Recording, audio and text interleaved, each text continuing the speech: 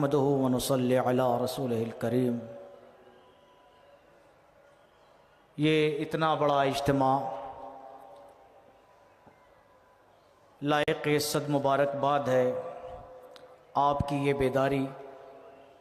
کہ آپ اپنے قومی مسئلے کو لے کر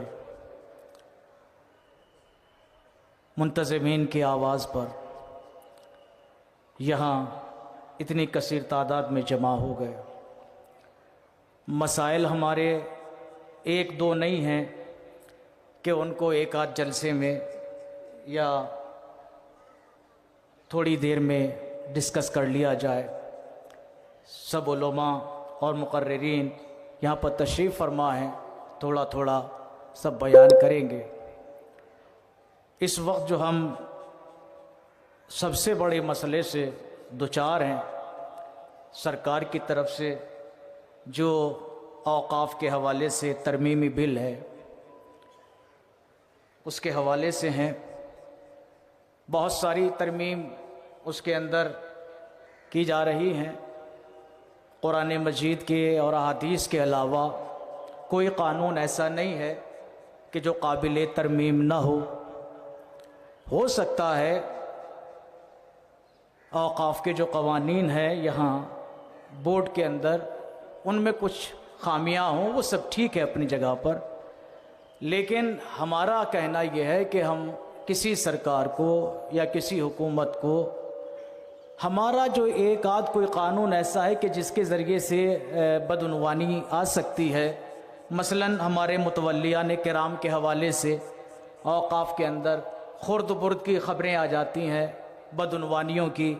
زمین کے غصب کی، اور جو املاک ہیں اوقاف کی ان کے بیجا استعمال کی اور اپنے لیے خالص استعمالات کی خبریں آتی ہیں کہ سب اس کو ٹھیک کرنا چاہتے ہیں۔ تو ہمارا کہنا یہ ہے کہ یہ آپ انگلی پکڑ کے پھر آپ دامن نہ پکڑیے گا، دامن پکڑ کے پھر آپ سر پہ نہ چڑھیے گا۔ مسئلہ یہ ہے کہ یہ دو چار جو اس طرح کی خامیاں ہیں ان کو بہانہ بنا کر جو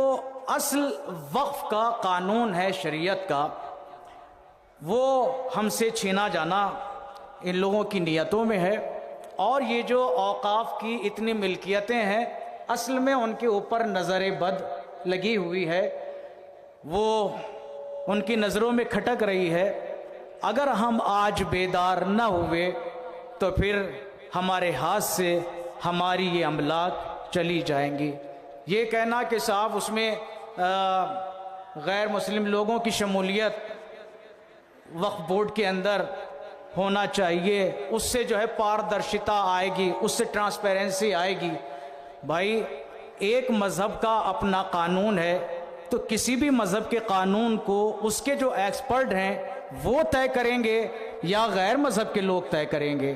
کسی مذہب کا قانون تو اس مذہب کے ماننے والے بھی عام طور سے طے نہیں کر سکتے، اس مذہب کے اندر بھی جو اس کے ماہرین ہیں، مثلا ہمارا مذہب ہے اسلام، تو ایک عام آدمی فتویٰ نہیں دے سکتا، ایک عام آدمی کوئی حکم شریعت بیان نہیں کر سکتا۔ جو ایک صاحب علم جو ایک اس استعداد علمی تک پہنچا ہوا ہے کہ قرآن مجید کی آیات کا مطلب سمجھ سکے، احادیث نبویہ کی معانی و مفاہیم اور ان کے تقاضوں کو سمجھ سکے، وہ ایک حکم بتا سکتا ہے، وہ فتویٰ صادر کر سکتا ہے۔ ہر مذہب کے اندر یہی ہے، تو پھر ہمیں یہ بات کہنا ہے کہ جب ایک مذہب کے اندر اس کا ہر شخص جو ہے اس دین کے مطابق ایک فتویٰ نہیں دے سکتا یا کوئی حکم نہیں یا کوئی قانون نہیں بیان کر سکتا، تو دوسرے مذہب والے وہ کیسے اس کے اندر عمل دخل کر سکتے ہیں؟ تو عزیزان گرامی، مسئلہ یہ ہے کہ حکومت کی نیت صاف نہیں ہے، اس کی ساری نیت، اس کا سارا ارادہ ہماری املاک کو غصب کرنا ہے۔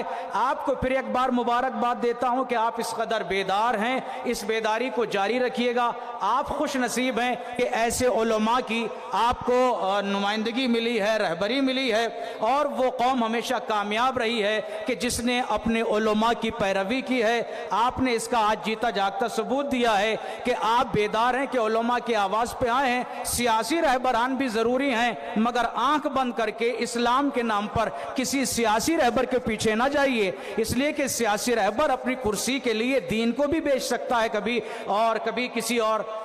مسئلے کو، قانون کو بدل بھی سکتا ہے، لیکن جب تک آپ علماء کے ساتھ رہیں گے آپ انشاءاللہ اپنے دین کو محفوظ پائیں گے، اپنی شریعت کے قانون کو محفوظ پائیں گے۔ بس وقت جتنا مجھے دیا گیا تھا بہت، اس سے زیادہ میں نے 1-2 منٹ لے لیے ہیں، بس آدھی منٹ کے لیے منتظمین سے اجازت کے ساتھ ایک لفظ، ایک بات اور کہنا چاہوں گا۔ ہمارے یہاں اس چیز کی طرف ذرا متوجہ رہیے گا کہ کتنی مرتبہ گورنمنٹ کی ایک پالیسی ہے کہ ہمارے جو مقدس الفاظ ہیں ان کے حسن کو عیب بنا کے پیش کیا جاتا ہے، جس سے بعض مرتبہ جب ان کے وہ الفاظ اس طرح مشہور ہو جاتے ہیں عیب بن کر تو ہم ذرا شرمانے لگتے ہیں۔ مثلا 2 لفظ آپ کو بتاتا ہوں جن کے تحفظ کے حوالے سے آج گفتگو ہو رہی ہے۔ ایک لفظ جہاد ہے، اتنا پاکیزہ لفظ، ایک لفظ شریعہ ہے جو ہمارا قانون ہے، کتنا مقدس لفظ ہے، مگر گورنمنٹ نے ایک پالیسی کے تحت اس لفظ جہاد کو بدنام کرنا چاہا، اس کو عیبدار بنانا چاہا، لفظ شریعہ کو جو ہے وہ کنسٹیٹیوشن کے مقابلے میں لا کے اس کی اہمیت کو کم کرنا چاہا۔ کہنا بہت کچھ تھا مگر وقت بہت کم ہے، بس اس بات پر ختم کر رہا ہوں کہ اپنے جو مقدس آپ کے الفاظ ہیں، آپ کی جو اصطلاحات ہیں، کوئی ان کو کتنا بھی بدنام کر کے، کوئی ان کو کتنا بھی باعیب یا عیبدار بنا کے آپ کے سامنے پیش کرے، آپ کو کبھی بھی اپنے مقدسات کی طرف سے شرمندہ ہونے کی ضرورت نہیں ہے۔ آپ کا کوئی قانون، آپ کی کوئی اصطلاح دینی ایسی نہیں جس میں آپ کو سر جھکانا پڑے، یہ سب ان کی سازشیں ہیں۔